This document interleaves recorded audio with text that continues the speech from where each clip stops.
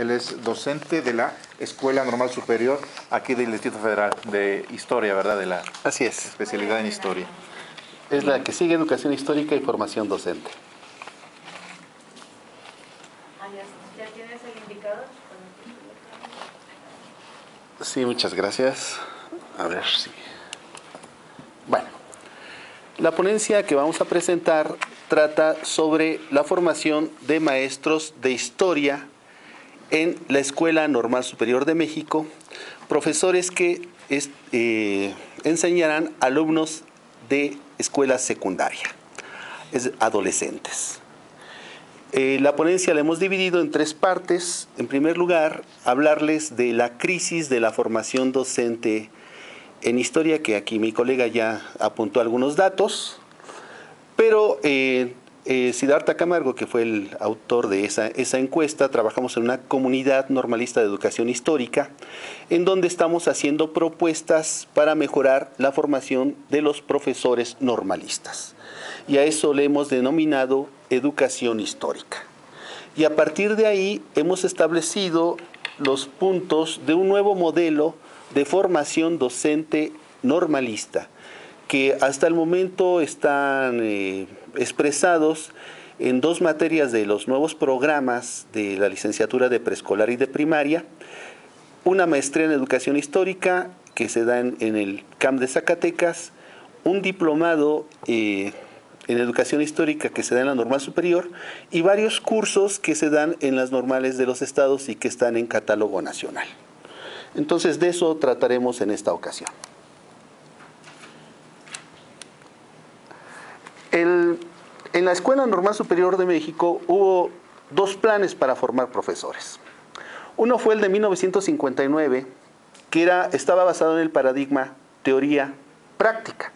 Es decir, se enseñaban materias de historia, después había materias didácticas de didáctica general primero, didáctica especial después y obviamente práctica docente. Entonces, este es el paradigma teórico-práctico que duró desde 1959 a 1983, que se transformó en el área de ciencias sociales, pero que regresa hasta 1999 con el nuevo plan que tiene el paradigma artesanal. Este paradigma artesanal, que es mejor que el teórico práctico, se basa en la observación de la práctica docente de parte de los estudiantes normalistas y posteriormente prácticas dirigidas, tutoradas por el profesor de grupo y el asesor normalista, hasta concluir con un año de trabajo docente, ¿no?, que concluye con un examen recepcional a partir de un informe que hace el estudiante. Este modelo fue superior al teórico práctico, sin embargo, sus puntos de partida tenían distintas limitaciones que concluyeron con la crisis de este modelo. Este plan de la especialidad de historia cuenta con 30-40% de materias generales, ¿no?, que incluyen filosofía, psicología, algunas cuestiones de pedagogía general, y un campo específico donde se estudian materias de historia, no suficientes desde nuestro punto de vista. Le cambiaron el nombre a la didáctica y le llamaron enseñanza de la historia, ¿no?, y materias relacionadas con la práctica docente, denominada de acercamiento a la práctica y al trabajo docente. Entonces, este es el currículum del paradigma artesanal que sigue siendo vigente porque la reforma no nos llegó. Los problemas del Plan 99 son los siguientes. Si el maestro en servicio es un maestro experimentado, eficiente y demás, pues irlo a observar y aprender de él es positivo. Pero si en las escuelas del Distrito Federal la enseñanza en las secundarias de la historia es rutinaria, tradicionalista, dictados, exposiciones, y todavía se pegan en las monografías, en los cuadernos, entonces eso no nos iba a servir de nada, como fue lo que realmente pasó. El otro problema que tuvimos es que ese modelo expositivo también se repitió en el aula normalista. Es decir, que nuestros colegas de historia pues daban la clase de esa misma forma expositiva, libresca, ¿no? Sin mencionar los aspectos que decía mi colega de Puebla, en el sentido de que tomar en cuenta los intereses y la cultura del alumno. Luego entonces, también el alumno, el estudiante normalista, se quedaba con que ser maestro de historia era ser un catedrático, un conferencista que tenía muchas cualidades, muchos conocimientos anecdóticos y que debía cautivar a su público, en este caso los alumnos. Y ese modelo, ese imaginario, esa representación, sumado a los otros elementos, llevaba a que la práctica del estudiante normalista fuera una clase expositiva, con el fracaso subsiguiente ante el estudiante adolescente. Ya me pasé. Sí, regrésamela, por favor. ¿Esa? Sí. Bueno, ante esta situación nos reunimos desde hace 2 o 3 años un grupo de profesores de historia de las escuelas normales, a la que le llamamos Comunidad Normalista de Educación Histórica, y que planteamos una nueva forma de enseñar la historia. En primer lugar, la centramos en qué enseñar. Ya no era transmitir los contenidos de los libros, sino en utilizar fuentes primarias, ¿no?, para contextualizar el tiempo histórico, ¿no?, que el alumno conociera el pasado no solo a través del discurso, sino a través de objetos, imágenes, música, cualquier fuente material o inmaterial que lo acercara a la historia, y analizara la información a partir de algoritmos y heurísticos, ¿no? En este caso, los conceptos de segundo orden, que es una metodología que aquí mi colega que está ahí enfrente nos trajo de Peter Seixas de Canadá, y que tiene sus orígenes al parecer en Inglaterra. Entonces, a partir de los conceptos de segundo orden y las fuentes primarias es como vamos a enseñar historia. ¿Cómo? Pues con esa interacción de las fuentes primarias, es una interacción tanto receptiva a partir de los sentidos, sentimientos y emociones, pero también activa en su reproducción en talleres de museología, periodismo, dramatización. El otro aspecto es, ya no tiene que memorizar o comprender o repetir un texto. Lo tiene que analizar a partir de los conceptos de segundo orden, que en este caso destacamos los de cambio, causalidad, empatía, relevancia y evidencia. Y en la clase debía establecerse un shock empático con esas fuentes primarias. La mayoría de investigaciones sobre enseñanza de la historia actual nos dicen que el presentismo es un enemigo del aprendizaje histórico. El alumno cree y a veces hasta el maestro, cree que el pasado no tiene importancia, ¿no?, que eso ya no tiene sentido estudiarlo porque los problemas del presente y del futuro son los que le preocupan. Entonces es importante buscar la metodología y que hemos definido con otros autores como Alain Ronceville y el colega de Huber, ¿no?, sobre cómo superamos ese presentismo. En este caso de Ronceville fue la situación problema, aunque otros autores manejan distintas metodologías. Entonces tenemos que generarle ese shock empático con la cultura, que generalmente es o tradicionalista, conservadora, fundamentalista, o es una cultura elástica, presentista, de cambio, de seguir la moda. Entonces buscamos el shock empático del tradicionalista mostrándole el cambio, y al del cambio mostrándole las raíces del tiempo. Todo esto tenemos un canal en YouTube donde están las clases, los ejemplos, ¿no? Porque es muy importante pues aterrizarlo. Y el otro elemento muy importante que retomamos es la cuestión del uso de esquemas en la enseñanza de la historia. El uso de esquemas de enseñanza de la historia lo han recomendado dos autores o dos líneas teóricas. Por un lado, Robert Marzano, ¿no?, a través de lo que le llama él las representaciones no lingüísticas, señala la importancia de trabajar los canales, digamos, no discursivos, no orales, no textuales, sino ideográficos. Hay incluso ya una nueva ciencia que es llamada la esquemática. Esto viene digamos, de Estados Unidos, pero también viene de Rusia, Alemania, Cuba, que es la necesidad de esquematizar el pensamiento. Entonces nosotros seleccionamos y diseñamos algunos otros más, trabajamos con 10 esquemas diferentes la clase de historia. Y el objetivo es que el alumno tiene la pregunta del tema, el tema lo transformamos en una pregunta, desarrollamos la información en un esquema que tiene el maestro y que el alumno tiene su esquema propio como apunte, y en el cierre el alumno va a responder en función de la información que está observando en su esquema la pregunta. Y esa respuesta tiene inevitablemente dos formas lógicas. O es un argumento en función de evidencias, o es una hipótesis basada en inferencias. Y es lo que trabajamos en la clase de historia.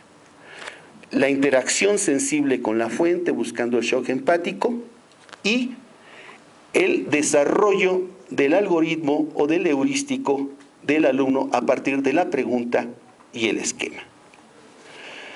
Esto, les digo, lo tenemos documentado, lo discutimos mucho a partir de 9 o 10 reuniones que tuvimos en la comunidad, y digamos fue a lo que llegamos sobre una nueva forma de enseñar historia, y a partir de ahí una nueva forma para preparar a los profesores.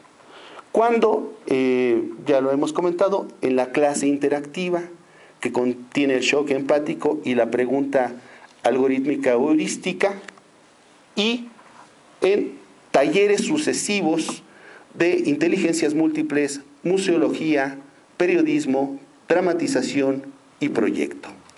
Es decir, aquí trabajamos 5 tipos de secuencias didácticas: secuencias de inducción al conocimiento histórico, secuencias de información histórica, secuencias de técnicas procedimentales para analizar esa información, secuencias para desarrollar habilidades de conocimiento histórico y secuencias de integración del conocimiento, lo que sería el proyecto. Con todo esto hemos trabajado desde 2006, ¿no?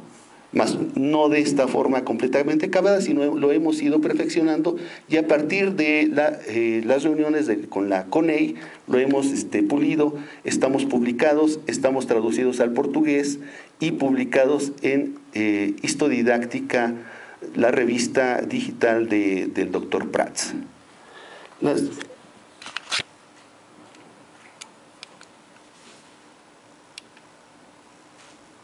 Esta interacción maneja 3 aspectos muy importantes sobre la concepción del tiempo histórico.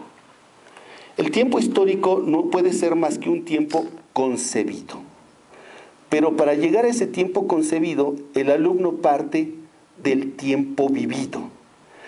Ari Weishaupt dice que el tiempo vivido no puede ser para ninguna persona más allá de 5 generaciones. Y en el caso del estudiante, de 3, ¿no? La de sus abuelos, sus padres y la de él. Entonces hay una gran limitación real para comprender el tiempo histórico, que en este caso es tiempo concebido, si no existe una mediación. Esa mediación en términos de Piaget se denomina tiempo percibido.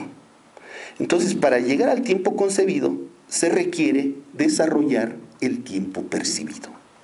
Este tiempo percibido se desarrolla a partir de la interacción sensible con las fuentes. Y no solo sensible de forma pasiva, sino la necesidad de hacer un conocimiento, diría Rusen, funcional de la historia, para que el alumno comprenda el presente y actúe en función de un proyecto, o sea, en función del futuro. Entonces, el conocimiento histórico no es solo analítico, no es solo sensible, sino sobre todo es funcional. Funcional para las necesidades de sentido del alumno del presente y para su proyecto de futuro. De ahí que la única forma de lograr este aprendizaje del pensamiento histórico, esta formación de la cultura histórica en términos de George Rusen, sea esa interacción sensible, racional y funcional con las fuentes históricas. Ya no son los libros de texto, ya no es la historiografía en sentido formal, que por cierto entró en crisis, como mostró Chartier, a partir del giro lingüístico y de esos puntos.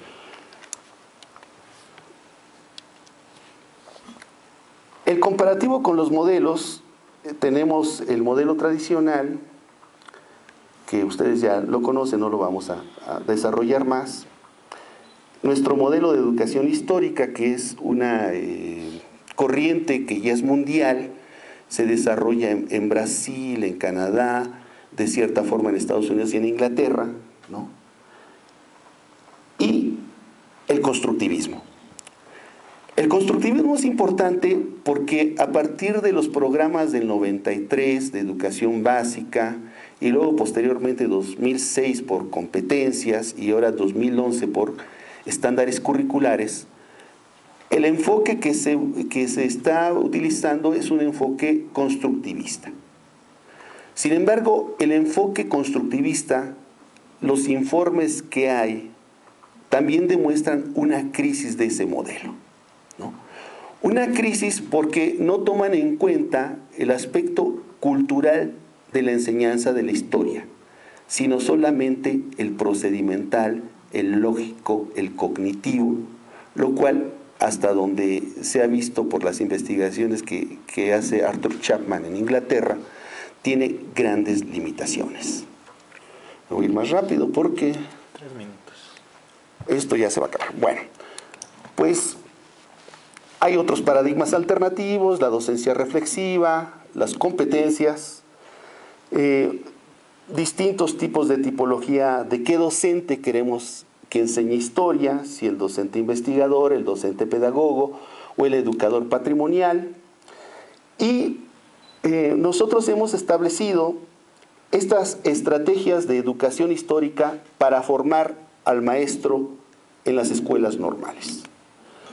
Estas son, digamos, las actividades formativas que tenemos, el trabajo con sus líneas del tiempo personales y exposiciones también personales, visita a museos y sitios históricos, participación en talleres de esos museos, actividades docentes en museos y sitios. En nuestro blog Aprendizaje de la Historia EMS pueden ver cómo llevamos a nuestros alumnos a que expongan en los museos y los sitios, el uso de películas y documentales históricos sobre los manuales, las lecturas y representaciones dramatizadas de literatura histórica, elaboración de presentaciones en PowerPoint, diseño de secuencias didácticas con el modelo, diseño de material didáctico, microenseñanza en la normal superior, la práctica docente, el trabajo docente en condiciones reales y el trabajo de reflexión en el documento recepcional.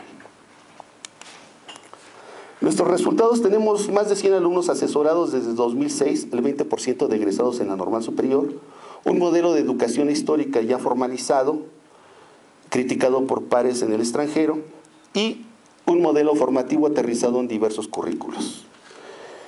Nuestras conclusiones son que, aunque el paradigma artesanal superó al teórico práctico precedente, las rutinas docentes tradicionales lo pusieron en crisis, como aquí ya se ha manifestado y es de público conocimiento.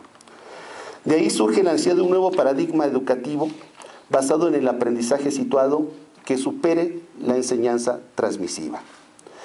De aquí ha surgido ya la educación histórica, especialmente en el uso de fuentes primarias y conceptos de segundo orden, que permitió superar la cátedra y constituirse como un paradigma formativo. Muchas gracias. Bueno, le damos un aplauso. Gracias.